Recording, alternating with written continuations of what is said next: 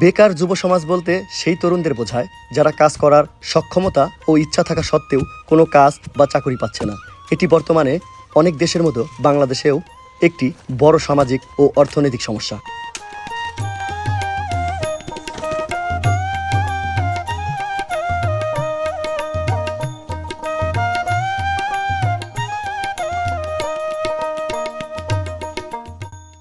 আপনি যেমন ছোটবেলা থেকে লেখাপড়া করবেন, সুশিক্ষায় শিক্ষিত হবেন, পাশাপাশি আপনাকে কোনো কাজে দক্ষতা অর্জন করতে হবে।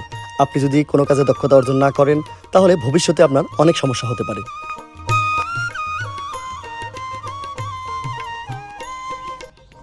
পড়াশোনার পাশাপাশি যদি ছোটোখাটো কোনো দক্ষতা অর্জন করতে পারেন, তাহলে এটা আপনার ভবিষ্যতের জন্য খুবই ভালো